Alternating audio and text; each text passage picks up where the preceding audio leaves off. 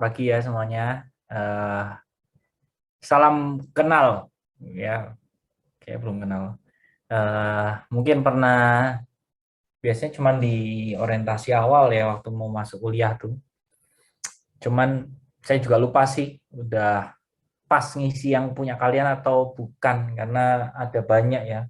PT-nya ada 2 kelas, terus yang di TI regulernya juga ada 1.400 mahasiswa, bagi-bagi saya nggak ngerti saya ngisi yang mana gitu. Cuman ya intinya salam kenal. Ya seharusnya udah lumayan tahu ya. Saya waktu itu ngajar yang PPTI 7 untuk yang mata kuliah AI. Kalau kalian harusnya sama siapa AI kalian ya? AI sama siapa? Pak Andri Coanda, Pak. Oh, Pak Andri Sawanda. Oke lah, modalnya udah kenceng berarti nih. Eh, yang satu sama saya waktu AI, yang satunya sama Pak Andri Sawanda. Harusnya udah pemahamannya udah lumayan oke gitu. Ya, saya akan ngajar kalian di mata kuliah Topic in Computer Science. Ini mata kuliah yang apa namanya? Selama 1 semester ini, objektif kita cuma satu, bikin international paper. Dah, itu aja. Ya, cuma satu international paper. Oh ya, by the way, ini kelas biasa saya hanya nyalain kamera di awal, sama pada saat nanti saya ngajar, terserah kalian mau dengerin sambil tiduran kek, mau sambil apa kek, terserah, matiin aja kameranya gitu ya. Tapi yang penting perhatiin ya. Terus nanti di akhir kadang-kadang saya minta nyalain, kadang-kadang enggak gitu ya, tergantung kondisi nanti.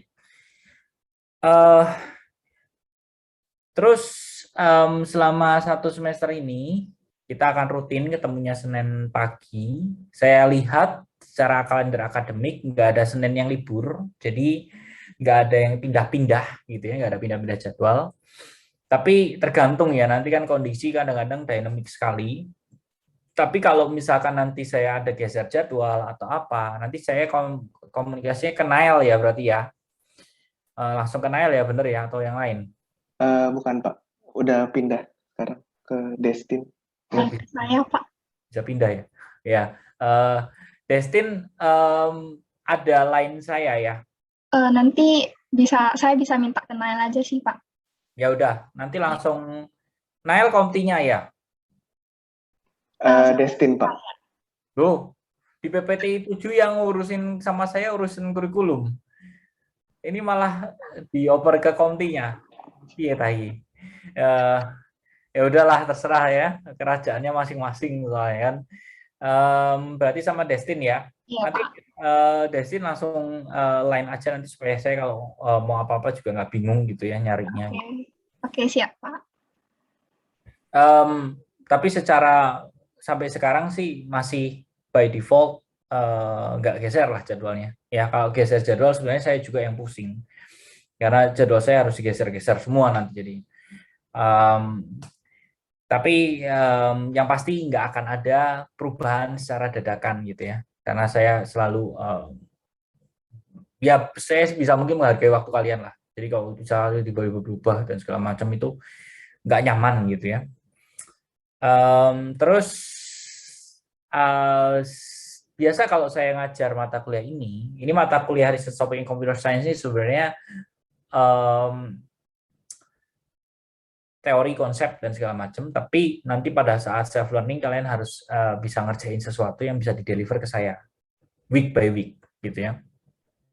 Setiap minggunya, dan biasanya saya kasih waktunya self learningnya kalian kalau nggak salah besok ya untuk mata kuliah ini ya. Besok pagi. Jadi ya nanti berarti tugas pertama saya kasih waktu tenggat waktunya sampai besok malam jam 23.59. Ya, jadi waktunya agak lebih panjang. Kalau yang tadi pagi saya kasihnya malam ini juga, gitu. Tapi yang pasti nanti tugas-tugasnya biasanya saya nggak minta kalian kirim satu persatu, karena saya pusing nanti email saya penuh. Saya titip ke Destin lagi berarti ya. Kirim ke Destin, nanti semuanya kirim ke Destin dulu, nanti Destin yang kirim ke saya. ya. Jadi cukup satu email aja dari satu PPTI. Ya, PPTI 71, PPTI 81. Nah, email saya di situ ya, di derwin@binus.ac.id. Emailnya ke sana, biasa kirimnya itu ya itu sebelum deadline ya, terserah. Kalau misalnya udah kumpul semua langsung kirim nggak apa-apa. Ya. Kalau mata kuliah ini biasa 10 menit awal saya selalu 10 sampai 15 menit awal saya ngobrol dulu begini, nyantai dulu, ngecek dulu apakah semuanya sehat, apakah semuanya di depan layar atau enggak dan segala macam. Udah mandi atau belum saya nggak bisa deteksi ya karena kalian backgroundnya hitam ya, jadi rambut agak berantakan dikit itu nggak kelihatan gitu.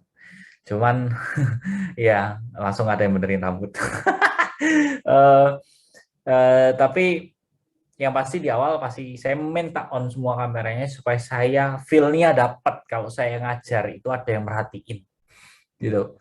Kalau dari awal semua tulisan doang gitu ya, saya ngajar tuh nggak dapat feel-nya. Kadang-kadang secara nggak sadar itu semangat ngajar saya jadi turun gitu. Dan it happens to other lecturers gitu. Karena mau gimana pun waktu dipanggil dan segala macam nggak ada yang nyapa itu jadinya nggak nyaman lah untuk bisa menjalankan sebuah kelas gitu. Nah setelah itu nanti pada saat ngajar matiin aja kameranya nggak apa-apa. Terus nanti di akhir kalau kadang-kadang saya minta untuk nyalain kamera untuk keperluan tertentu ya just be ready untuk itu ya. Dan sebenarnya pas ya kelasnya ini sebelum makan siang gitu. Harusnya sih nggak ngantuk. Kalau saya dapat kelas jam 1 tuh saya stres, pasti ngantuk semua gitu ya. Suruh nyalain kamera pasti susah. Karena kadang-kadang posisinya tidur gitu ya. Waktu itu lucu, waktu itu di kelas saya ada yang tidur ngorok udah bocor suaranya gitu. Terus halo, gitu. Terus saya mau nge-mute kan jadi nggak lucu ya, tak diemin aja. Ada yang ngorok, ampun dah, gitu. Tapi ya saya bersyukur lah. Sebenarnya saya juga siang minta ke Bu Azani untuk dijadwalnya pagi sampai siang aja supaya dalam kondisi yang lapar itu biasanya lebih bisa konsentrasi gitu ya daripada kenyang.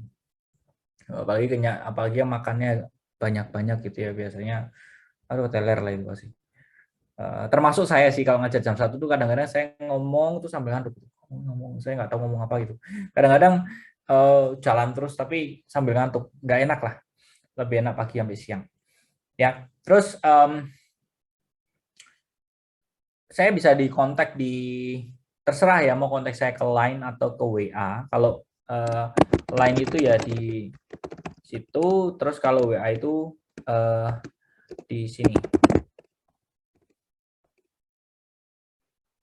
Kalau misalkan mau nanya apapun terkait mata kuliah ini silahkan ya, jadi nggak usah takut saya sibuk, nggak usah segan karena takut saya ada urusan lain. Yang penting kalian berhasil belajar dengan baik gitu. Nah, saya tadi pagi ngomong sama kelas yang PPT 7 itu saya ngomong senang ya dapat dosen saya lagi ya, pasti nilainya baik nih ya kan, kalian AI dapat apa ya kan gitu kan. Pada ketawa semua. Ya tapi ya jangan berekspek dosen baik lah, intinya kerjakan yang terbaik gitu. Nanti nilainya kan datang sendiri buat kalian. Nah, kalau untuk mata kuliah ini memang nggak akan yang apa ya, kalau AI gitu ya yang biasa saya ngajar tuh itu kan teknis banget. Jadi algonya gimana, algoritmanya gimana, kalian harus ikutin alpha beta pruning itu gimana, terus machine learning itu gimana, terus ada vector space model itu gimana, version space itu gimana. Kalau nggak begitu jalannya salah gitu. Tapi kalau ini mata kuliah ini sebenarnya tentang baca dan tulis gitu. Kalian baca literatur sana sini terus tuliskan di dalam paper versinya kalian. Jadi untuk ngomong benar atau salah secara mutlak itu nggak ada. Tapi lebih subjektif dari saya, menurut saya itu berkualitas atau tidak gitu. Ya. Dan saya akan mengejar kualitas. Karena apa? Karena international paper ini akan disubmitkan ke international conference, di mana setiap grup kalian harus presentasikan papernya. Presentasikan papernya selama 10 menit ke audiens dalam bahasa Inggris. Jadi tentunya untuk bisa dipresentasikan, paper kalian harus getting accepted dulu di dalam international conference itu. Nah, kita akan sebisa mungkin, semaksimal mungkin untuk membuat paper kalian berkualitas supaya eligible untuk bisa di-accept di dalam certain international conference yang nanti saya akan kasih arahan ke kalian di akhir semester, sampingnya kemana. Ya, jadi goalnya jelas di mata kuliah ini adalah membuat paper dan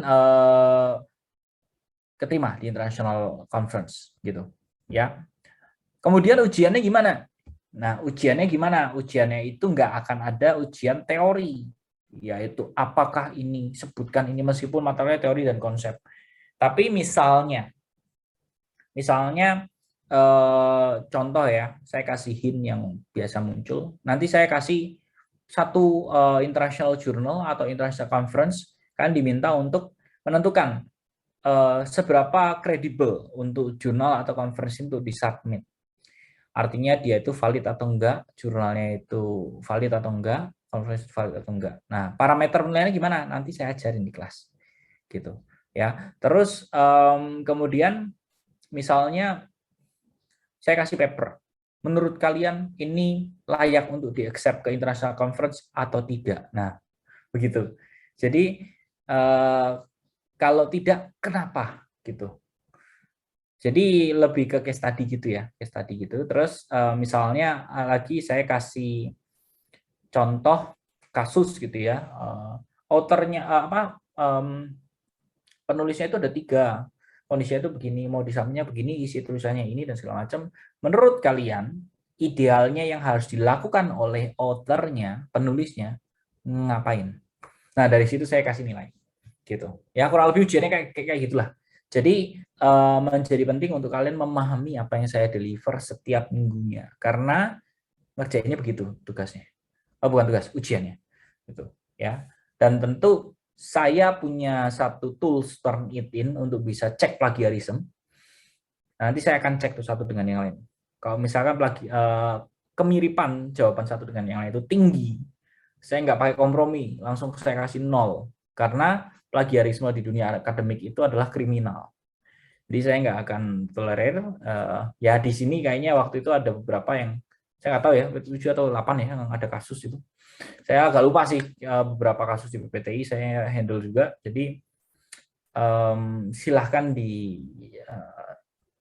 dioptimalkan lah kelasnya, apa yang kalian bisa dapetin dan segala macam. Kan udah disupport oleh BCA segitunya, jangan disia-siakan. Ya, oke, itu aja di awal kelas. Saya langsung mulai materinya. Kamera bisa di-off-in semua, bisa dengerin sambil tidur kayak kalian dengerin podcastnya Deddy Corbuzier, bebas gitu ya. Tapi yang penting diperhatiin. Ya, nanti sekitar 10-15 menit terakhir nanti tanya jawab, kalau dibutuhin nanti saya minta kameranya lagi.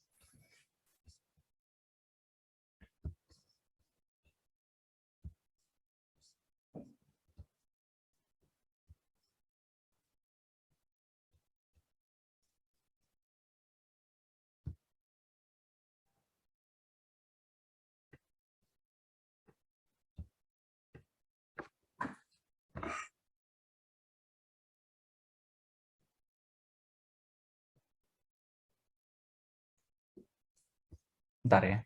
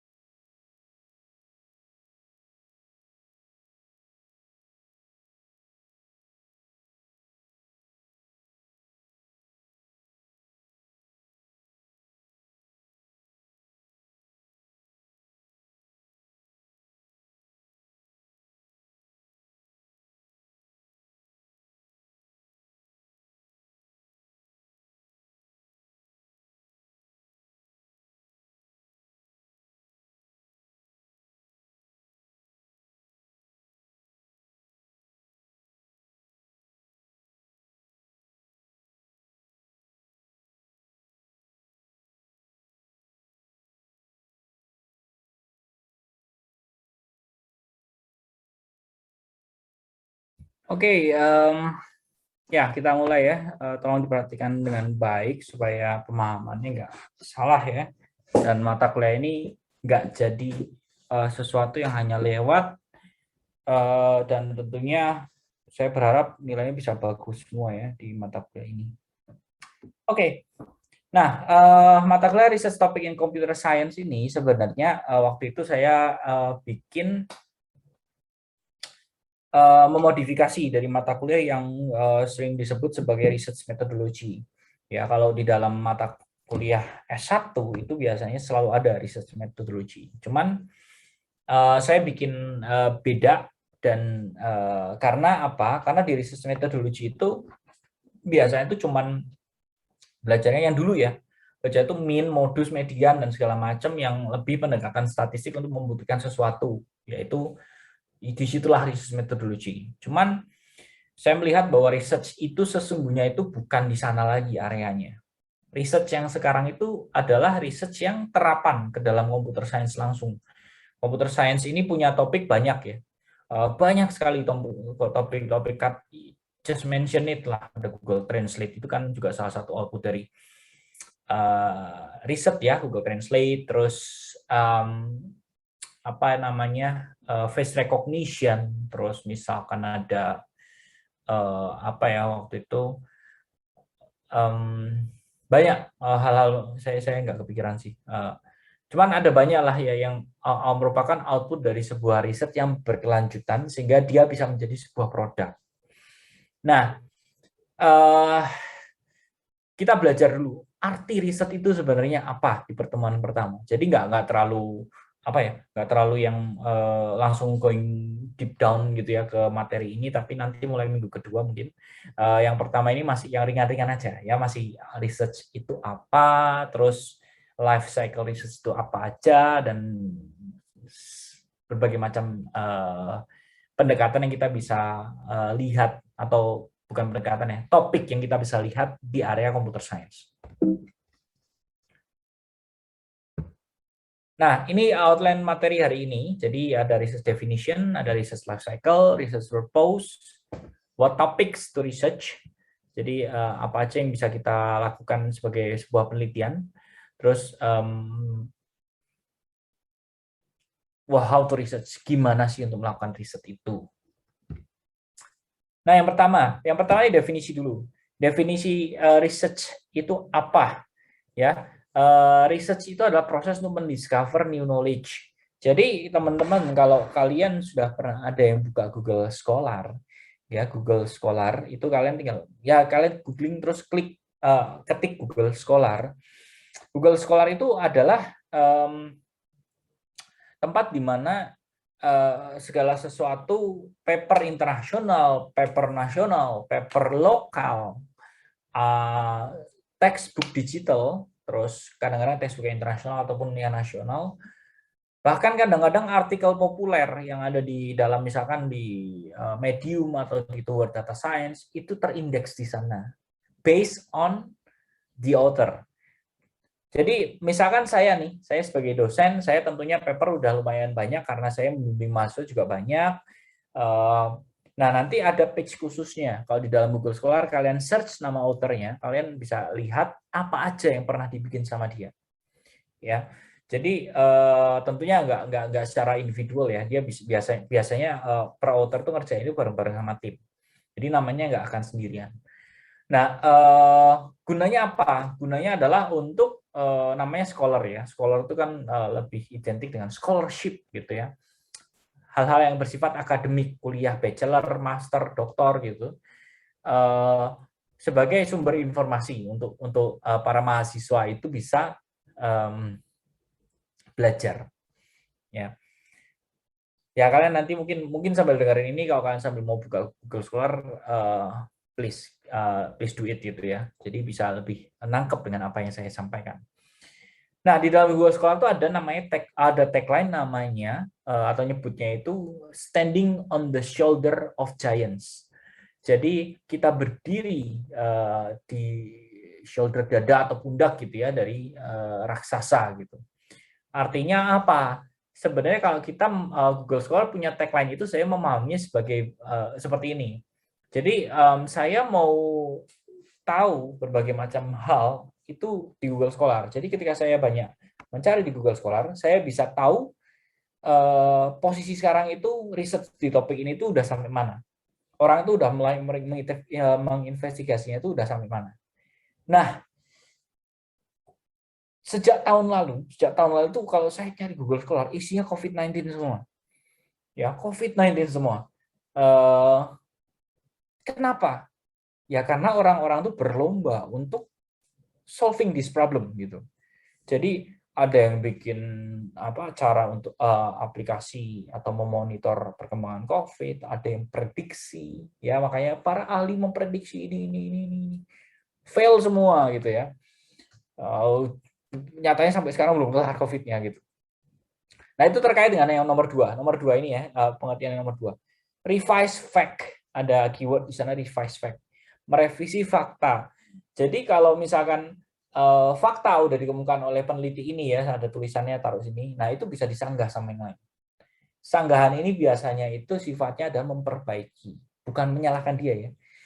Jadi memperbaiki itu dia udah melakukan sesuatu, kita upgrade gitu ya. Kita upgrade dengan pengetahuan yang baru begini karena ada eksperimen seperti ini.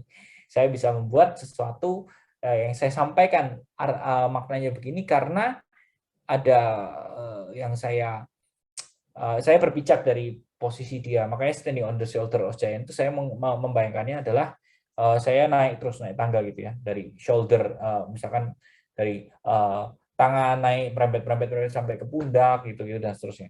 Jadi berdirinya itu di posisi yang terakhir, penelitian terakhirnya itu apa. Jadinya yang kita lakukan, yang kita bikin yang baru itu ya benar-benar baru karena kita berpijaknya pada penelitian sebelumnya yang baru juga gitu. Nah, makanya ada vaksin yang ini terus katanya efikasinya segini dan segala macam itu kan berkembang terus ya, simpang siur yang benar yang mana gitu ya. Kadang-kadang tuh bukan, kalau saya melihatnya ya, bukan sesuatu yang salah. Enggak lu ya jadi salah. Kadang-kadang bukan salah karena belum diuji. Kadang-kadang ya saya pikir belum diuji secara dalam waktu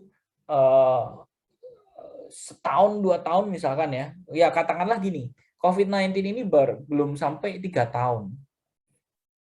Jadi gimana bisa orang membuktikan bahwa vaksin itu efektif selama 3 tahun? Karena belum ada eksperimennya.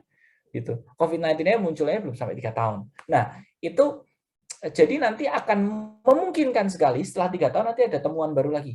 Vaksin yang efektif selama 3 tahun adalah seperti ini. Apa dan segala macam. Karena ujinya udah sampai durasi itu. Nah, makanya nanti akan ada yang sifatnya itu discover atau revise fact atau teori itu terkait dengan yang tadi saya contohkan uji coba di vaksin misalnya ya. Tapi di sisi yang computer science, misalkan saya sudah membuat teknik dengan saya membuat cara menerjemahkan bahasa A ke dalam bahasa B dengan cara ini, dengan cara X misalnya gitu ya. Terus ternyata saya translate misalnya Indonesia ke Inggris gitu ya. Saya bikin sistemnya, saya bikin usulkan teorinya, tekniknya dan segala macam. Ternyata dari orang Malaysia bikin Indonesia ke Inggris, dia mengupgrade punya saya. Saya punya seperti ini, dia upgrade. Jadi ilmu pengetahuannya berkembang. Ya, jadi ada yang sifatnya itu discover fact jadinya. Discover menemukan fakta yang baru karena dia melihat yang punya saya nih, Indonesia ke Inggrisnya saya masih ada celah di bagian sini. Jadi ibarat kata performa saya baru 90%, dia benerin jadi 93% gitu. Nah, itulah yang membuat knowledge atau pengetahuan di seluruh dunia ini terus berkembang karena dia itu naik terus dari yang sudah ada dan seterusnya. Makanya teknik-teknik yang ada sekarang tuh makin di sini makin modern, makin canggih. Karena dia terus mengembangkan. Nah, makanya terakhir-terakhir ini di Indonesia banyak industri yang mulai memunculkan divisi research and development. Karena research ini apa ya, bisa dibilang itu nyawanya dari sebuah perusahaan apalagi yang berbasis teknologi. Ya research-nya itu harus dilakukan terus gitu. Supaya upgrade terus levelnya dan segala macam. Performa lebih bagus, lebih relevan dengan pasar gitu ya. Ini misalkan yang application ya, sekarang saya bahas yang ini application. Nah, yang application tuh misalkan contohnya Grab atau Gojek gitu. Kan itu improve terus ya, teman-teman. Rekomendasinya improve lagi. Makanya kalau kalian lihat di aplikasi itu ada diupdate terus aplikasinya itu karena pasti ada tim riset di belakangnya yang melihat dari pasar misalkan yang sering dikomplain tuh di sisi ininya, terus dari sisi jamnya gimana, terus hal-hal yang dievaluasi itu menjadi sesuatu yang dipakai untuk improve. Siapa yang mengelola data itu? Si researcher ini di dalam timnya Gojek dan Grab. Ada beberapa dosen yang dari tadinya di BINUS, udah S3, resign dari BINUS, masuk ke divisi riset di sana. Dan itu saya rasa pasti hal-hal yang terkait dengan data mining itu pasti kalau zaman sekarang ya. Kalau zaman sekarang data itu kan banyak sekali. Jadi lebih banyak yang terkait dengan data mining, kita mengolah data science ya, yang paling populer sekarang itu kan disebutnya data science, sebenarnya itu fundamentalnya dari data mining. Datanya banyak, kita olah datanya untuk menghasilkan informasi. Misalnya datanya, oh berarti si Derwin itu sukanya itu minum kopi yang ini misalnya. Oh si Derwin itu ternyata sukanya itu lebih suka KFC daripada McD ya misalnya gitu.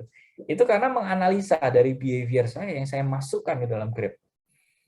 Jadi sebenarnya kalau saya ngomong ya, kalian berasa data kalian aman? Gak mungkin. Menurut saya sih gitu. At least nature-nya kalian untuk kecuali kalian nggak pakai aplikasi-aplikasi ojol gitu ya, mungkin nggak ada informasi yang keluar dari kalian. Tapi kalau kalian udah rutin pakai gitu ya, data itu dipelajari oleh mereka, gitu. Nah, itu bisa dipakai riset semacam itu tuh untuk urusan ini aplikasi, improve aplikasi. Nah, ini nih dari sudut pandang yang masih broad ya, broad view. Karena saya pengen kalian nangkep sebenarnya research itu kenapa harus dilakukan. Research itu bukan hanya bicara tentang bikin paper doang, tapi dalam konteks mata kuliah ini memang sampai sana doang ya, belum sampai yang applied dan segala macam. Tapi dalam sudut pandang yang luas, kita tuh melakukan riset itu manfaatnya bisa macam-macam. Ya. Jadi nggak cuma sekedar bikin paper internasional aja, tapi bisa sampai mengusulkan sesuatu ke atasan, bisa apa ya? Karena saya riset tentang suatu hal, saya uplok-uplok di situ. Saya kerja di sebuah perusahaan misalnya BCA, ya udah saya coba usulin ke atasannya, Pak, saya kemarin tuh cari tahu tentang ini. Ternyata Pak ya ada ini. Jadi level knowledge yang keluar dari mulut kita itu lebih tinggi daripada sekedar isu yang beredar. Isu-isu yang beredar itu kalau misalnya ada berita ini, kemarin PPKM diperpanjang, saya itu pusing loh bacanya. Orang belum diumumin secara resmi dari pemerintah yang bertanggung jawab ya, baru Pak Muhadjir yang ngomong, nggak tahu tuh Pak Muhadjir ngomong kenapa, tapi udah pada belas ke sana sih PPKM diperpanjang. Bu ya tidak dibaca dengan baik dulu, dicari tahu dengan seksama dulu, baru di-share sana sini. Nyatanya kan belum gitu loh ya. Tapi kalau kita sudah biasa meriset sesuatu, ketika kita mendapat data seperti itu, kita nggak akan dengan mudah share. Kenapa? Kalau kita nge-share itu kita nge-share hoax gitu. Nah, biasanya orang yang sudah lebih berpendidikan, lebih tahu riset, lebih tahu hal-hal yang terkait data, nggak akan semudah itu menyebarkan hoax. Gitu. Nah, itu dari sisi apa namanya tadi ya, discover fact, revise theory, revise application, itu terkait semua dengan riset. Nah, life cycle-nya riset itu gimana? Life cycle itu maksudnya gimana sih riset itu bisa terjadi, gitu. Nah, riset itu bisa terjadi kalau yang pertama ada observasi. Kita observasi dulu. Observasi nih, kebutuhan di masyarakat apa, teknik yang sekarang sudah pernah orang lain pakai itu apa, diobservasi dulu. Pelajarin dulu sekeliling saya itu seperti apa gitu ya. Setelah dipelajarin, pasti kalau misalkan kalian memahami observasi yang kalian lakukan, kalian akan pasti menemukan masalah. Masalah itu pasti akan muncul kalau kalian mengkritisinya, ya. Ketika masalah itu muncul, kita bisa apa namanya ya? memunculkan sebuah pertanyaan. Pertanyaan tentang observasi yang saya lakukan. Misalkan saya mengobservasi, aduh, ini gimana sih? Apa namanya? Hujan terus-terusan gitu ya. Padahal udah bulan ini. Nah, kenapa ya hujannya? Terus saya cari tahu data, lihat gitu. Oh, gini. Oh, oh, ada pertanyaannya. Gimana ya caranya supaya saya kalau misalkan keluar dari rumah gak kena hujan karena mobil saya baru dicuci. Jadi bisa dipelajarin dari data-data, muncul pertanyaan. Nah, solvingnya gimana? Sebelum solving kita harus cari cara dulu orang-orang itu seperti apa, udah pernah melakukannya itu gimana. Makanya kita butuh search literature, ya, baca-baca. Ya, kita itu nggak akan mungkin punya wawasan yang valid dan proven kalau kita nggak belajar.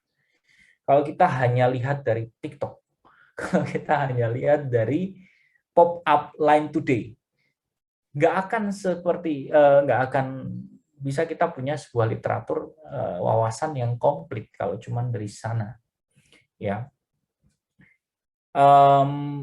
Terus kalau misalnya kita udah baca ya, biasanya ini kalau misalnya ngomong literature itu saya bisa bicaranya gini, kan baca-baca international paper, baca-baca textbook, baca-baca buku. Kalau dulu kan masih ada ensiklopedia, sekarang udah nggak relevan tuh ensiklopedia. Biasanya saya kadang-kadang search di YouTube yang lebih sifatnya wawasan-wawasan. Misalkan contoh, saya nggak mempromokan ya.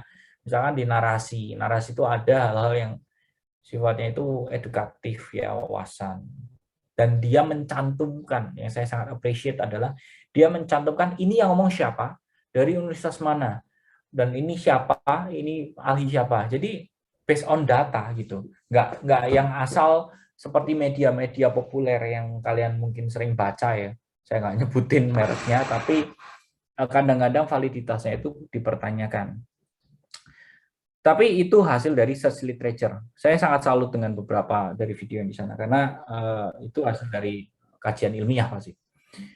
Nah, kalau sudah sampai sana kita bisa melakukan dugaan sementara. Dugaan sementaranya itu dari pertanyaan saya dan saya punya wawasan bahwa orang-orang udah pernah approach-nya gimana untuk solving this problem. Saya punya dugaan sementara. Kayak diginiin aja nih. Kayak diginiin aja, terus saya bikin seperti ini. Dan bla bla bla bla bla. Jadi dapat hipotesis usulan atau bahkan hasil dugaan sementara yang nanti akan bisa menjadi sebuah kemungkinan gue akan berhasilnya begini, gue outputnya akan begini. Nah, setelah itu baru masuk ke eksperimen. Tentunya kalau kita sudah punya usulan yang mau dipakai untuk solve the problem, tentunya kita melakukan eksperimen. Ya, eksperimen ini penting karena kalau kita nggak proven by eksperimen, gimana kita bisa klaim bahwa solusi kita itu acceptable? Nggak bisa. Karena kita harus eksperimen, kita harus menguji apa yang kita mau usulkan, bahwa ini proven bahwa ini bagus, performanya itu baik, dan segala macam. Ya, terus setelah itu, setelah kita eksperimen, tentunya kita butuh didokumentasikan data-data hasil eksperimennya itu di-collect, kita bikin sebuah data collection gitu ya untuk bisa kita sampaikan sebagai hasil dari riset kita. Nah, setelah biasanya kalau sudah hasil gitu ya, kita punya eksperimennya banyak, terus kita lihat ke dalam eksperimen, misalkan eksperimennya taruh dalam tabel, terus saya lihat tabelnya. Oh, misalnya ya, berarti kalau kondisinya itu seharian panas, kemungkinan sore itu hujan. Karena saya berdasarkan eksperimen pengamatan gitu. Ya ini kalau pengamatan ke cuaca misalnya. Tapi kalau dalam machine learning misalnya, oh berarti kalau gua set batch size-nya itu 12, learning rate-nya 0,1, itu hasilnya lebih bagus daripada batch size-nya 8, learning rate-nya 10. Nggak bisa ini. Oh, berarti learning rate-nya ini pengaruhnya gede nih. Nah, gitu-gitu. Itu yang bisa menjadi temuan dalam eksperimen setelah kita collect datanya, terus kita jadiin dia kesimpulan. Ya, kesimpulannya dalam kondisi ini, dalam case ini, maka bisa dihasilkan seperti ini, gitu.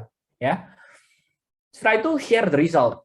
Nah, ini relevan dengan yang tadi saya bicara di awal tentang international conference. Kenapa nanti di mata kuliah ini saya akan arahkan kalian untuk submit international paper?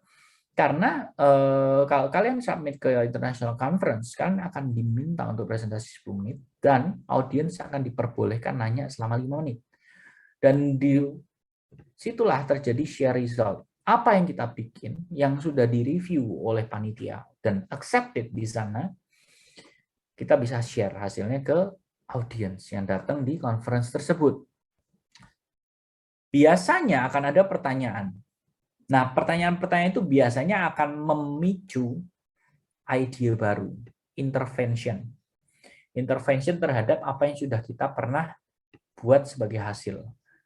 Jadi kayak ada upgrade-nya gitu, ya. Kayak ada upgrade-nya. Misalnya, oh saya udah riset nih, selama 4 bulan terakhir itu saya olahraga sehari itu 1 jam. Kok nggak kurus-kurus ya? Ngapain dong olahraga gitu? Ternyata ada pertanyaan dari audiens. Oh, lu harus defisit kalori gitu ya, gini. Nah, ada intervensi baru. Oke, gua akan coba riset dengan setelah gua olahraga 1 jam sehari, gua tambahin. Gua nggak makan karbo malam gitu. Masuk nih, ya, develop intervention. Nah, nanti pertanyaannya kan itu, proven nggak tuh intervensi barunya? Setelah itu, untuk kita membuktikan bahwa yang kita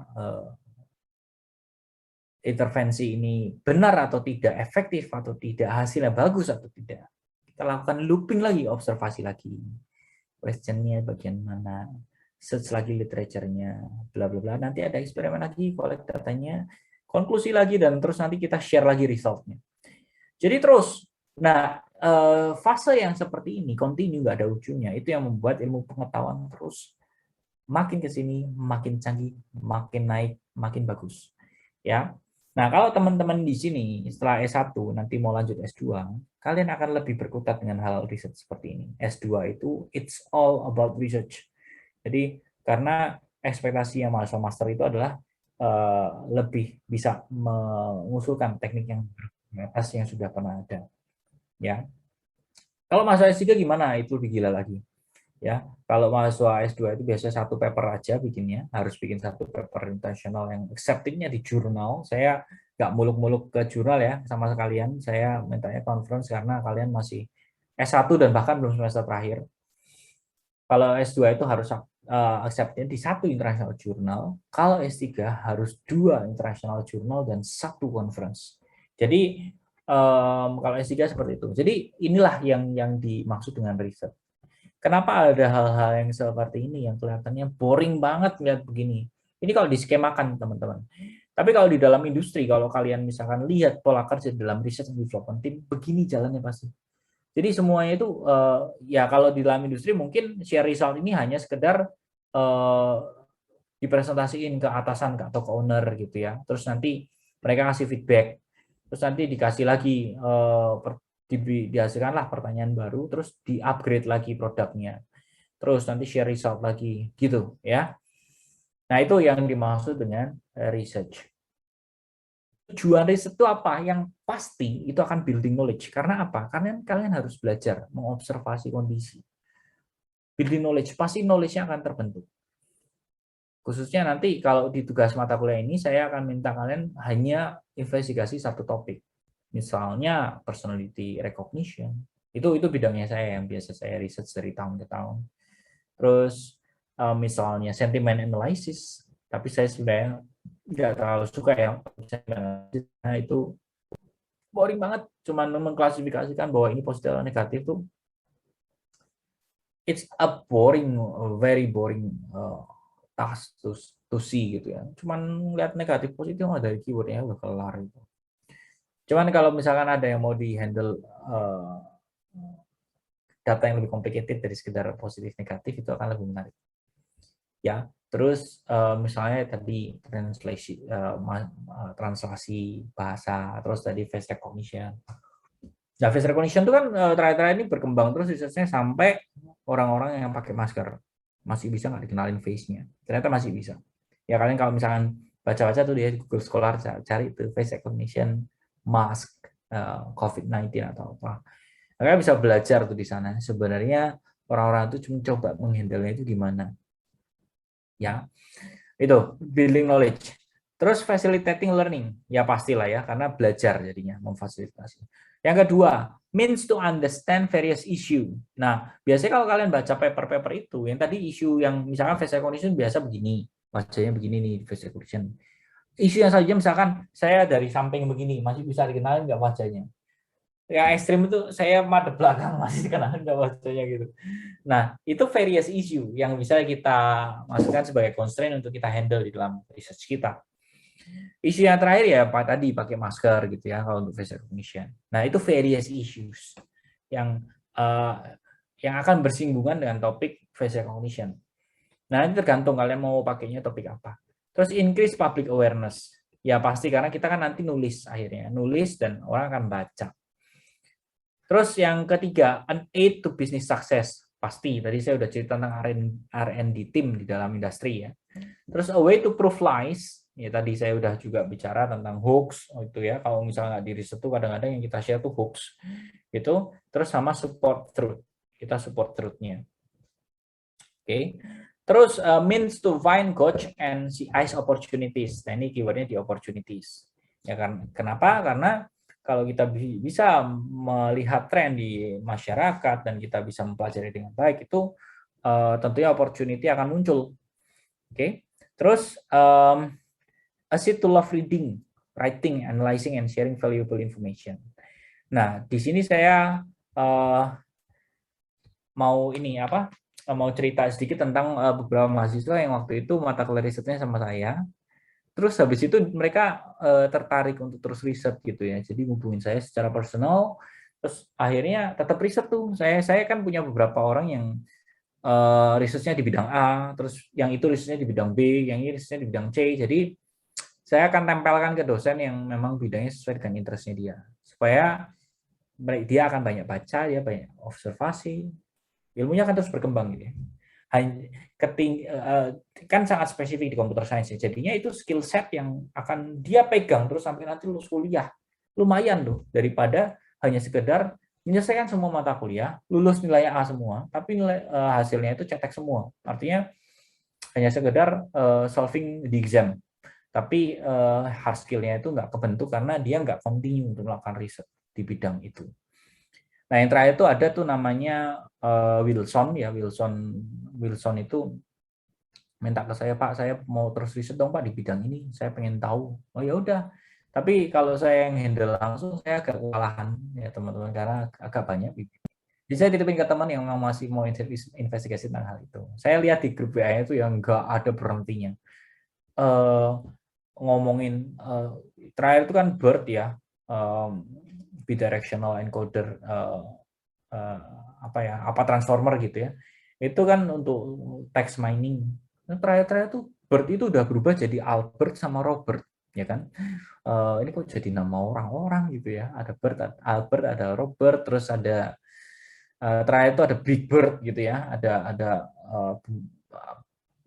Bird-nya itu bukan BERT lagi tapi jadi burung BIRD gitu. Itu ternyata variasi dari teknik transformer lagi. Terus ada juga berbagai macam lah. Saya jadinya juga keep updated jadinya di dalam situ karena orangnya ini suka riset. Jadi win-win solution. Orang ini suka research, bisa diskusi. Saya juga ke-update. Saya ke-update dengan kondisi yang di lapangan itu seperti apa. Jadi kalau misalkan ada mahasiswa mau skripsi apa semacam investigasi ini aja. Yang paling baru tuh ini. Nah, dosen itu udah berwawasan tuh dari ini, riset kecil ini loh. Nah, kalau dosen itu sampai enggak agak buntu sekarang itu misalkan saya bidangnya kan di text mining, pemrosesan teks lah. Kalau saya udah buntu di area teks itu udah sampai mana orang-orang ngerjainnya, ya itu jadi tanya sih. Berarti dosen ini enggak pernah riset, hanya ngajar gitu. Ya. Oke, itu jadi ini a sheet how to love reading, writing dan seterusnya. Terus nourishment and exercise for the mind. Nah, ini ya ini relevan lah ya karena kalau otak kita itu terlalu sering idle, terlalu sering nggak dipakai, itu akan usang. Dan untuk memahami sesuatu itu akan lebih sulit karena tidak terbiasa lagi untuk belajar. Nah, kalau udah melakukan riset terus-menerus, hasilnya akan lebih jeli gitu ya. Oke. Who need research? Do you think only these people need research? These people ini maksudnya orang-orang yang ini gambarnya hilang ya. Ada gambarnya Zuckerberg, ada gambarnya Nadiem Makarim dan segala macam. Itu kan orang di industri yang sangat terdepan ya hasil di perusahaannya gitu ya dari sisi teknologi. Apakah hanya mereka yang butuh riset? Enggak, gitu ya. Dalam segala hal itu sebenarnya kalau kita membangun budaya untuk bisa jeli terhadap sesuatu, kritis terhadap sesuatu, itu value-nya akan ke kita juga. Nah, kita pakai best practice aja di dalam mata kuliah ini untuk kita cari. Nanti kalian akan bentuk grup, satu grup bertiga, ya, satu grup bertiga, maksimal bertiga. Kalau mau berdua juga boleh, satu sendiri juga boleh. Tapi meskipun kalian harus memahami bahwa kalian nanti akan harus banyak baca paper, melakukan eksperimen, artinya harus coding, ya. Kalau nggak eksperimen nggak coding ya mana bisa gitu ya. Setelah itu harus nulis. Jadi memang maksimal 3 itu udah ideal lah. Jadi bisa bagi tugas, bisa bagi tugas lainnya. Kalau sendiri itu nanti mungkin ada yang bisa, cuman ya nanti nggak terbiasa juga dalam kerja dalam tim. Tapi saya nggak melarang, ya karena ada aja yang seperti itu mahasiswa. Maksimal bertiga, kalian maksimal bertiga bikin tim untuk menginvestigasi satu topik tertentu di computer science, ya. Oke, nanti saya akan brief lebih banyak di akhir. Nanti kalau ada pertanyaan tentang topik, tentang materi ini, silakan tanyakan setelah saya presentasi. Dan juga kalau ada pertanyaan tentang tugasnya nanti bisa di akhir. Ya. What topic to research? Topiknya apa aja sih yang bisa diteliti gitu ya? Kalau kita di computer science, yang pertama misalkan di intelligent system, artificial intelligence. Itu ini kan contohnya Google Translate ya. Google Translate itu contoh yang apa namanya bisa kita pelajarin, bisa kita lihat bagaimana cara orang itu, bagaimana kebutuhan orang itu untuk tahu bahasa di mana ketika dia traveling. Dia traveling ke suatu tempat, ternyata butuh bahasa di situ kan. Nah, Google Translate ini menjadi salah satu solusi. Kenapa muncul Google Translate? Ya karena ada kebutuhan. Ya, kalau kita kritis terhadap kebutuhan dan kita berhasil menelurkan sebuah solusi yang relevan dengan kebutuhan itu, pasti akan laku di pasaran, gitu ya. Jadi itu yang mendasari kenapa Google Translate itu sampai bikinnya itu nggak cuma teks, tapi bisa picture ya, bisa translate picture ya. Kalian tinggal sorotkan kamera kalian ke tulisan, nanti di balik kamera itu akan langsung berubah hurufnya jadi bahasa yang kalian inginkan. Saya baru tahu fitur itu waktu saya tahun 2019 yang lalu ya, nemenin mahasiswa lomba ke Portugal. Itu yang apa kan di Portugal. Oh, kita pakai Google Translate-nya waktu kita ke Spanyol di Madrid. Ya apa lah. Karena waktu masuk ke KFC. Kalau sekarang makanya KFC juga. Salah satu teman saya dosen juga makan di situ aja lah, tempat makan nggak jelas semua rasanya. Saya ke sana terus tapi nggak tahu kan ini menu apaan gitu. Terus salah satu mahasiswa buka itu, anak Jollibee buka, ini pakai ini aja. Loh, bisa tuh pakai kamera. Saya baru tahu tahun 2019. Oh bisa ya. Oh ya udah, akhirnya kita lihat. Oh ini artinya dada ayam, yang ini paha ayam gitu-gitu. Nah itu ternyata itu berkembangnya waktu ya teman-teman. Kalau dulu kan kita mengutak-atik pakai teks aja udah cukup. Tapi ternyata ya saya membayangkan di tim R&D-nya Google itu ini lagi. Sekarang itu kan orang-orang tuh apa-apa foto, apa-apa mungkin. Bagaimana kita bikin Google Translate itu untuk foto, untuk yang bentuknya itu image, ya udah dibikin, akhirnya jadi. Gitu. Nah itu relevan dengan kebutuhan zaman sehingga baik diterima di masyarakat. Dan tentunya improvement dari sisi performa pasti dilakukan. Ya, Google Translate zaman sekarang dibandingkan waktu saya kuliah jauh lebih bagus. Kalau dulu waktu kuliah itu ya kelihatan banget lah kalau misalkan ada yang copy paste dari Google Translate dikumpulin ke dosen itu kelihatan banget tuh dari hasil Google Translate. Kalau sekarang kan hampir ya masih kelihatan sih sekarang, cuman masih udah jauh lebih baik daripada yang dulu. Terus yang kedua misalnya software engineering. Nah, software engineering ini butuh sesuatu yang automated untuk testingnya softwarenya. Nah, kalau orang mendevelop program itu kan coding ya. Codingnya itu kadang-kadang kan nggak rapi, terus logiknya itu berantakan. Yang membuat komputasinya itu jadi berat gitu loh. Saya mau tujuannya A, tapi saya muter dulu. Nah, baru sampai tujuan. Nah, itu kan jadinya code smells. Ya, jadi code-nya itu nggak bersih. Nah, butuh software testing yang automated nih untuk bisa ngitung misalkan code coverage-nya gimana, terus dan segala macamnya, gitu. Nah, tentunya nanti kalau misalnya ada testingnya seperti ini yang automated akan lebih bagus gitu ya. Nah, terus yang ketiga multimedia. Multimedia ini yang lebih close to the end user. End user itu kan taunya kalau misalkan saya nge-scan QR code keluar AR-nya, VR masuk ke VR, masuk ke MR gitu ya. Tapi ya kita bisa memanfaatkan itu untuk hal-hal yang sangat menjadi kebutuhan masyarakat misalnya. Nah, ini tinggal kita bangun kekritisannya kita ya untuk bisa melihat isu ini. Kalau kita bisa membuat itu, ya pasti masyarakat akan menerima. Jadi multimedia itu nggak hanya sekedar membuat game atau membuat kios informasi ya, yang biasa touchscreen di jalan-jalan itu, dan juga visualisasi yang menarik gitu ya. Ya nggak tahu teman-teman sempat lihat ya, yang ada kucing tidur di bangunan gede di Singapura atau di Cina itu ya. Terus tiba-tiba dia agak kepleset. Nah, itu sebenarnya hanya visualisasi. Cuman it becomes very close to the reality gitu. Nah, itu yang mungkin bisa jadi area penelitian juga ya. Terus yang keempat ini big data. Ya, big data ini ya ini paling hot lah ya sekarang karena data scientist itu dicari di mana-mana. Data scientist itu apa? Orang yang bisa memanfaatkan data itu, diolah, dicari intisarinya, dicari maknanya untuk bisa dimanfaatkan untuk membangun sebuah knowledge atau conclusion ya, bisa bikin conclusion. Contohnya di sini one topic in banking system is to provide personalized banking solution.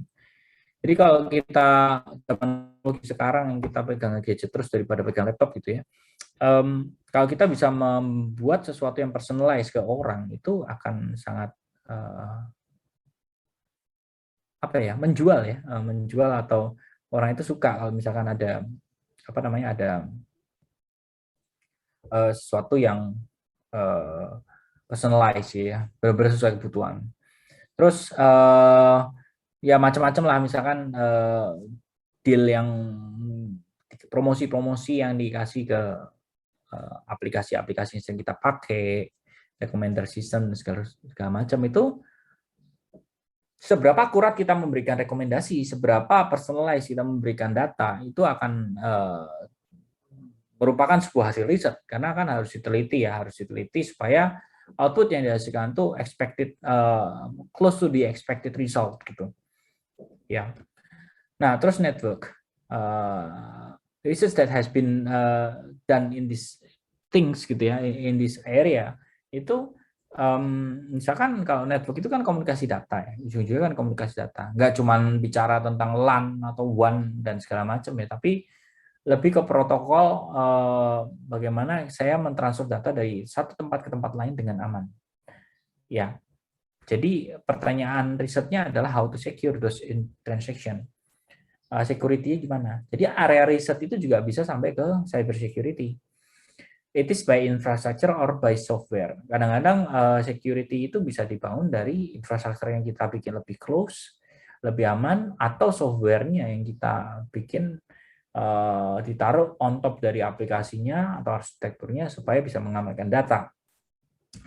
Nah, all about improvement. Jadi kalau misalkan kita melakukan riset dengan kita udah tahu nih area risetnya di sini, di situ, di sana gitu ya, itu kita pelajarin dulu bagaimana orang-orang pernah menginvestigasi bagian ini dan bagaimana mereka mengusulkan solusinya.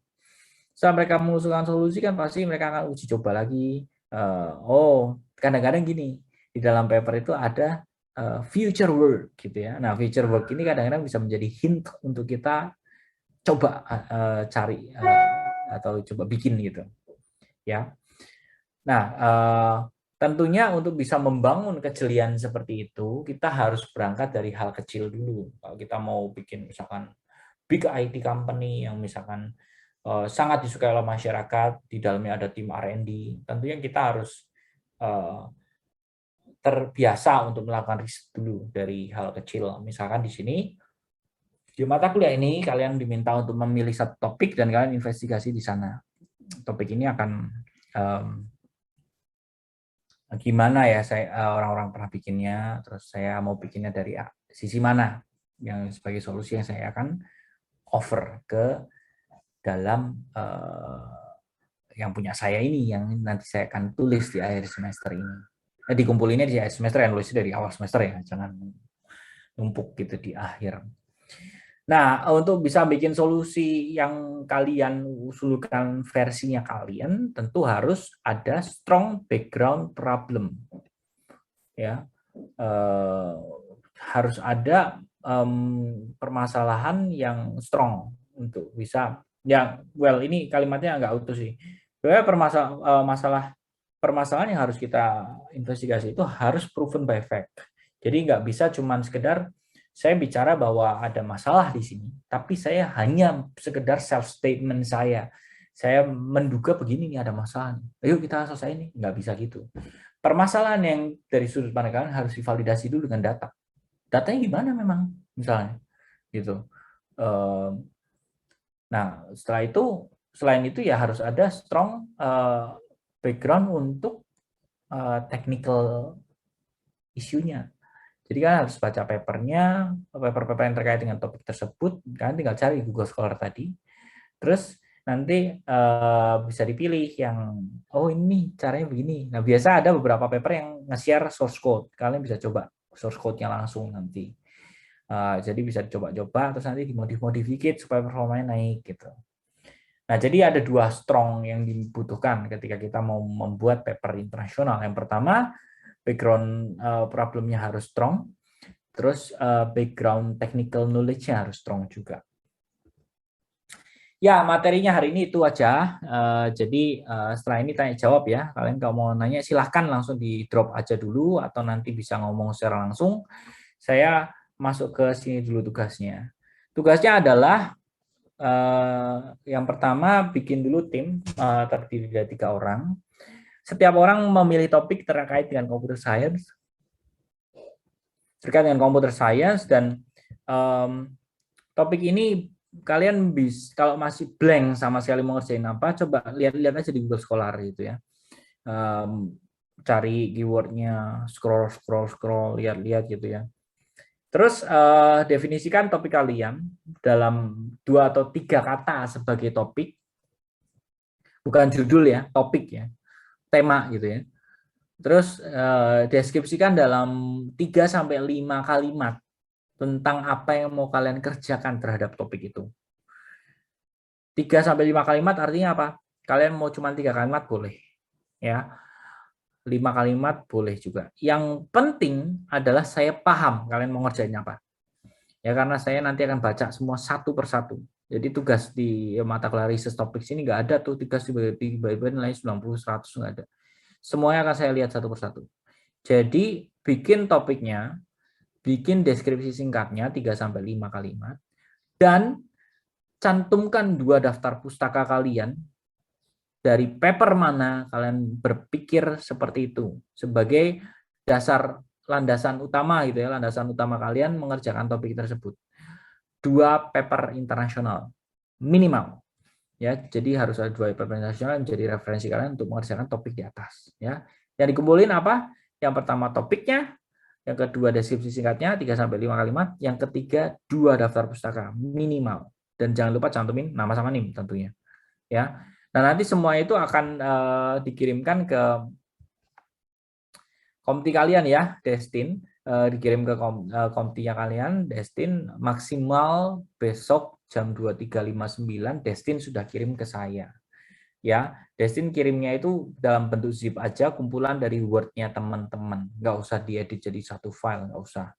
Tapi pakai jadi di zip aja, Word-nya teman-teman dikumpulin ke Destin dan Destin kirim ke saya. Jadi yang masuk ke saya 1 email aja gitu ya. Terus draft pertama dari paper itu akan dikumpulkan sebelum mid exam. Draft pertama ini maksudnya biasanya ya, bab 1 sampai 3. Judul sudah ada, abstrak sudah ada. Jadi separuh dari isi papernya. Terus biasanya nggak sampai last topik, nggak sampai pertemuan terakhir, saya sudah minta submit papernya. Biasanya di minggu ke-10 atau ke-11 saya sudah minta submit papernya. Ya, habis itu nanti nunggu hasil reviewnya dari panitianya, terus nanti kita coba arrange salah satu dari tim kalian untuk presentasi pakai bahasa Inggris ke conference tersebut. Kalau diterima papernya, kalau nggak diterima ya sudah. Tentunya nilainya akan berbeda ya, karena keseriusannya juga bisa dilihat dari sana untuk mengerjakan tugas ini. Ya nggak tugas lah, project gitu ya, karena kan 1 semester. The output will be a research paper. Nah, contoh-contoh research paper itu kalian bisa lihat di Google Scholar. Nah, nanti saya coba kasih lihat beberapa sampel. Oke, sampai sini dulu. Ada yang mau ditanyakan atau tidak? Silakan. Pak, saya mau nanya. Ya. Sebenarnya kalau di jadwal kalender kami itu SL-nya di Senin pagi, Pak, bukan di Selasa. Oh, Senin pagi ya? Tadi Iya. pagi dong? Iya, harusnya tadi pagi. Wah, tadi pagi nganggur dong. Iya, sudah. Kalau gitu dikumpulinnya ntar malam aja kalau gitu. Tapi sebenarnya biasanya jadwal SL itu terserah dosennya sih, Pak. Ya, ya. Agak susah ya begini tuh ya, karena kan SL dulu baru kelas gitu ya. Itu agak susah sih. Kalau minggu depan baru SL ngerjain yang sekarang itu kayaknya terlalu basi sih. Udah lupa pasti. Nggak apa-apa deh. Dikumpulnya tetap besok malam dulu deh. Saya udah dari awal ngomong besok malam. Ya, Destin ya. Oke, Pak. Terus Jadi itu yang biasa aja. Oke. Kalau yang per kelompok itu kan tadi Bapak bilang harus bertiga ya. Kami kan ber-32. Apa boleh ada kelompok yang isinya 4 orang? Oh ya udah, ada yang berempat, 1 atau 2 kelompok boleh. Oh ya. Daripada berdua ya, kalau misalnya berempat ya oke lah. Ya. Terus nanti kalau self learningnya research topics in computer science, Destin nanti intinya lanjutin aja isi papernya gitu ya. Saya nggak akan terlalu ngasih arahan yang satu persatu, tapi biasanya nanti kalau pertemuan begini saya kadang-kadang random sampling. Coba saya mau lihat punya Ronaldo gitu, kayak gimana gitu. Nah gitu-gitu. Jadi selama self learning dilanjutin aja nulis papernya gitu. Kalau nanti ada arahan khusus nanti saya kasih tahu juga.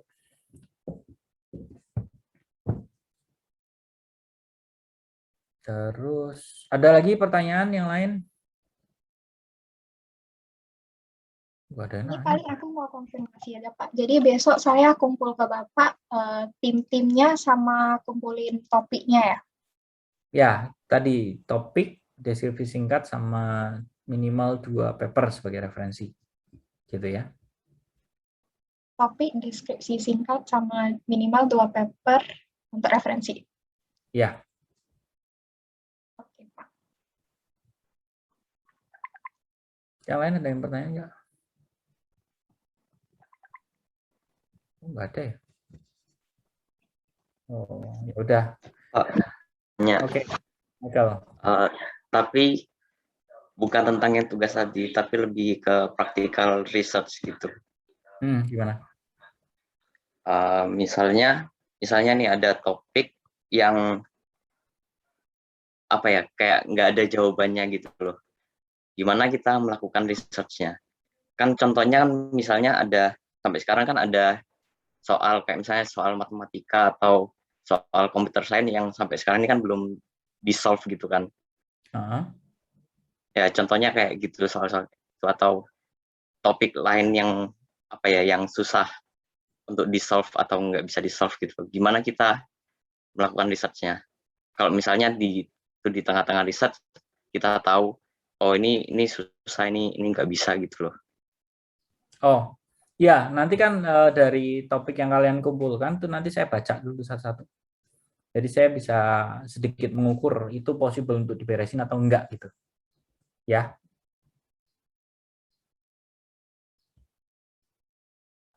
Tapi kalau misalnya dari kitanya sendiri, bukan apa ya, misalnya kita research-nya bukan buat tugas ini gitu loh. Maksudnya di practical research di dunia kerja atau gimana gitu.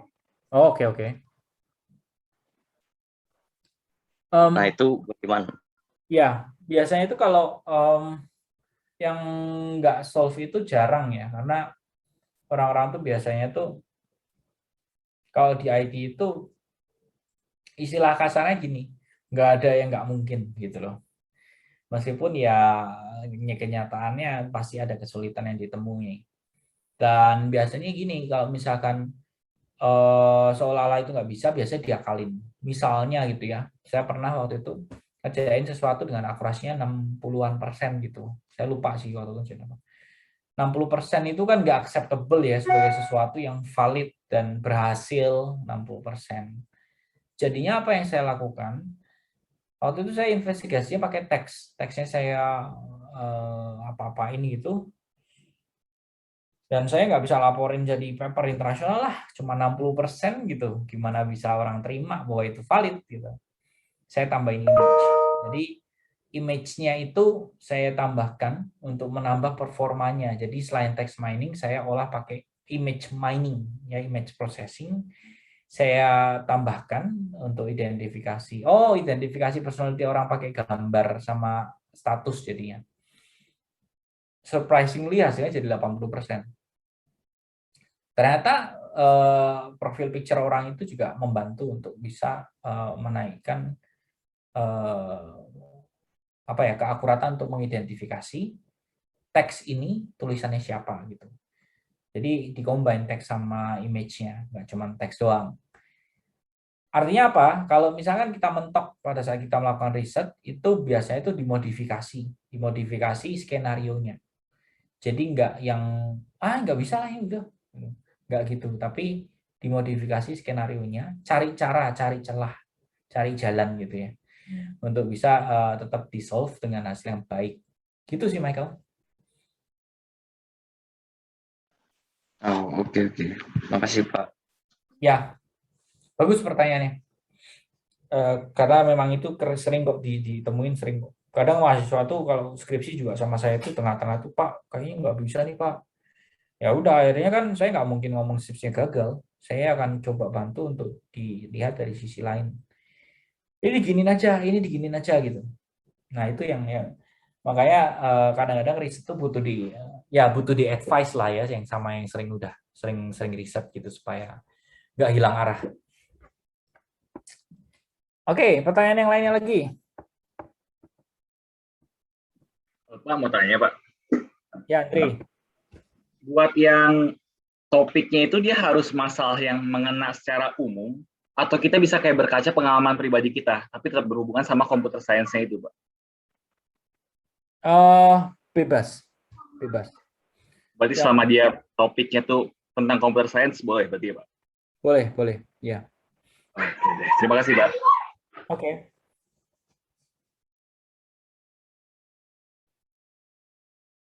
Nanti minggu selanjutnya tuh saya akan ngajarin gimana cara bikin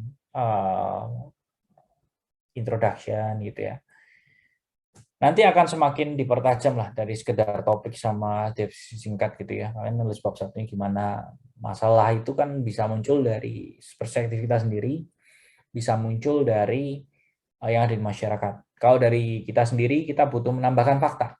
Menambahkan fakta yang di masyarakat itu terjadi, ada survei apa, ada orang-orang berkomentar apa, nanti ditambahkan di bab 1. Supaya supaya orang bisa memahami kalau ini bermasalah karena ada fakta yang tercantum gitu. Jadi nggak cuma sekedar sudut pandang authornya aja. Tapi kalau sebaliknya misalkan saya mau riset dari fakta yang ada di lapangan gitu. Ternyata saya ambil misalkan apa gitu ya. Ternyata knowledge saya secara teknisnya nggak nyampe sana. Nah, itu kan harus ada improvement juga di sisi bagaimana teknisnya itu saya handle gitu. Ya itu salah satu yang tadi saya ngomong di awal tuh itu yang tadi nambahin fakta di bab 1 itu adalah salah satu materi yang nanti kita akan bahas di introduction ya, khusus di bagian bab 1. Tapi itu nantilah, masih selain itu ada hal-hal yang lain yang akan kita bahas dan kalian nanti langsung bisa kerjain di di papernya kalian. Oke, 3 pertanyaan. Ada lagi? Kennedy, ya. Iya, Pak. Sebentar, Pak. Mau tanya, Pak. Kalau misalkan dari papernya kita udah menentukan tema atau masalah yang kita sudah gali, tapi di tengah jalan, bukan di tengah jalan sih, misalkan untuk beberapa hari kemudian kita ingin mengubah temanya, itu bisa konfirmasi lagi nggak ke Bapak? Oh ya, biasanya saya agak fleksibel di 2-3 minggu pertama. Karena kadang-kadang di awal itu kan masih mentah banget ya, dan nggak tahu itu harus gimana. Jadi saya masih oke untuk mengubah topik 2-3 minggu awal. Sampai pertemuan ketiga lah maksimal gitu. Karena kalau saya perbolehkan berubah terus nanti sampai terakhir kalian berubah terus. Gitu. Ya. Oh, oke. Satu lagi, Pak, untuk mengenai tadi proyeknya itu bisa kan di dalam PPT bisa di-share ke kami nggak, Pak? Tuh. Maksudnya gimana? Untuk PPT tadi kan ada yang mengenai proyek itu yang sudah diubah kan, Pak. Itu bisa di-share kembali nggak ke kami, Pak? Oh iya, oke. Nanti saya titipin ke Destin ya. Destin segera chat ya. Nanti saya keburu lupa nih habis tutup ini saya makan siang terus jam 1 ada agenda. Nanti malah lupa. Nanti saya share PPT-nya.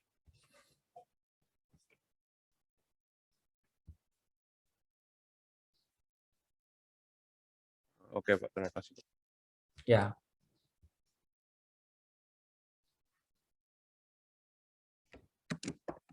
Pak mau tanya, Pak. Oke. Tadi kan ada codingnya gitu, Pak. Berarti kita harus ngambil yang kita bisa juga berarti, Pak, codingnya. Yang untuk dibuat paper. Ya. Kalau coding itu sebenarnya kalau di dalam paper itu kita nggak akan terlalu pusing dengan codingnya apa gitu. Yang penting jalan dan performanya bisa diukur gitu. Ya terserah pakainya apa. Berarti eksperimen di sini kita juga perlu buat aplikasi. Misalnya aplikasi kita buat aplikasi, Pak. Nggak usah sampai jadi aplikasi sih. Ibarat kata gini, kalian pakai comment prompt aja bisa ngukur hasil performanya kan. Nggak usah sampai ada interface-nya. Gitu. Oke. Terima kasih, Pak. Ya.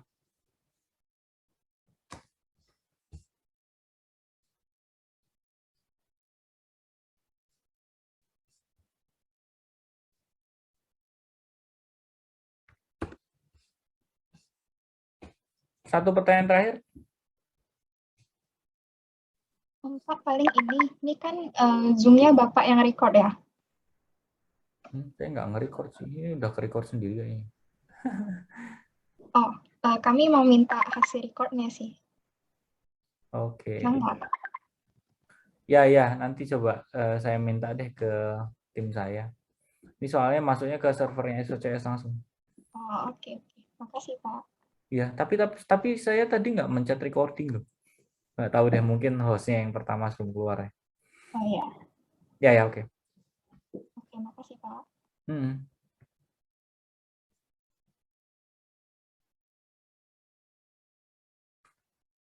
Oke, satu pertanyaan lagi.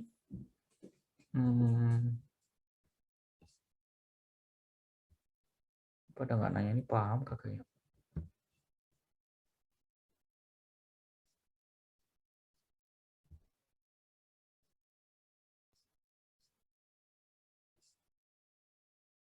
Ya, saya absensi deh. Saya masuk ke absensi, silahkan dinyalakan kameranya. Saya mau absen kalian. Kalau nggak ada orangnya, saya hilangin dari absen. Antoni Wijaya. Bersuara aja ya. Ada Pak? Hadir, Pak. Oke.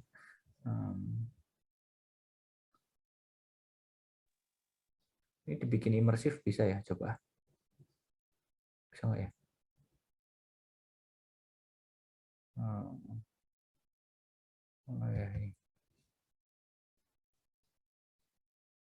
Start. Oh, bisa ya. Tapi malah susah buat absensi. Buat absensi malah susah, nggak usah. Stop. Jadi speaker aja. Nah, Antoni ada tadi ya. Terus Iputu Leong. Hadir, Pak. Oke. Terus Michael Jonathan. Michael ini bacanya ya? Iya, Michael, Pak. Bukan, yang satunya Mikael gitu. Namanya beda huruf C sama K doang. Ya, terus satunya Mikael. Mikael ada ya tadi ya? Ya, hadir, Pak. Oke, Ricardo Nugroho. Hadir, Pak. Oke, Rio Octavianes. Hadir, Pak. Oke, terus Tiara. Hadir. Oh ya, oke, terus Varianto. Hadir, Pak. Oke, Wilfrando.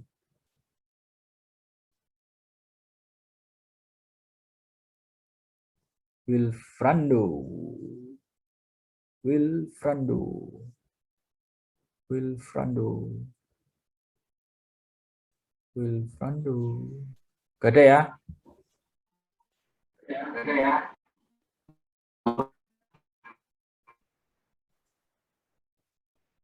Oh, koneksi internetnya kayak ini.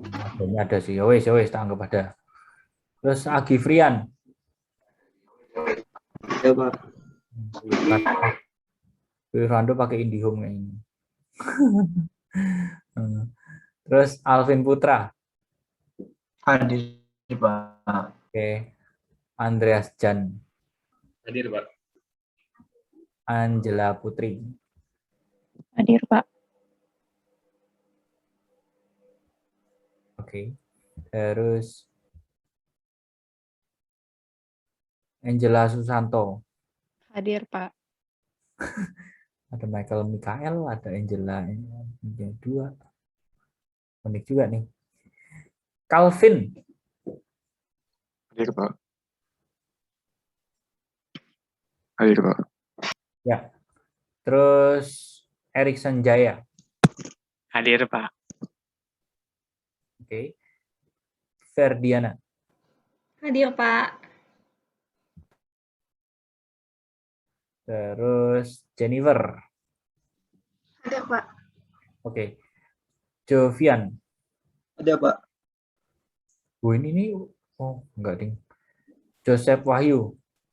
Hadir, Pak. Terus Kennedy. Ada, Pak. Kezia. Hadir. Laurencia. Hadir, Pak. Oke. Michelle Setiawan.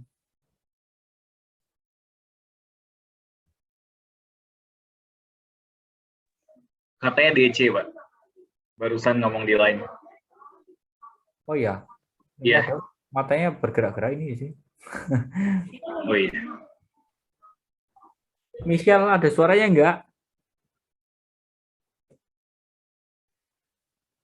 Hadir, Pak. Berusaha nyambung lagi. Oke. Habis putus ya? Halo. Habis putus sama siapa? Nathanael. Hadir, Pak. Stephen Aprianto. Hadir, Pak. Theodora Abigail. Hadir, Pak. Oke. Antonius Ricky. Hadir, Pak. Destin.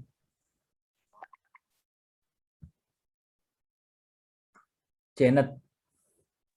Hadir, Pak. Rainer. Hadir, Pak. Ronaldo. Hadir, Pak. Oke. Yaudah, kalau nggak ada pertanyaan lagi, kita sudahi ya pertemuan hari ini. Kita ketemu lagi minggu depan. Kalau ada hal-hal yang terkait perkuliahan yang mau nanya langsung ke saya, silakan ya. Saya udah kasih WA sama Line. Dan kalau misalnya nanti ada pergeseran jadwal, nanti saya pasti akan infonya 2 atau 3 hari sebelumnya gitu ya. Saya rasa cukup. Selamat makan siang ya teman-teman ya. Selamat siang. Halo Pak. Kenapa? Tadi itu kumpulnya jam 23.59 atau 2.59 Pak? 23.59. Kumpul SL. Yang kumpul SL tadi Pak. Malam 23.59. 23.59 ya. Terima kasih Pak. Ya.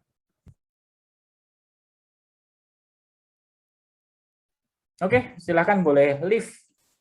Kita ketemu lagi minggu depan ya. Selamat siang. Makasih, Pak. Terima kasih, Pak. Terima kasih, Pak. Makasih, Pak. Terima kasih, Pak.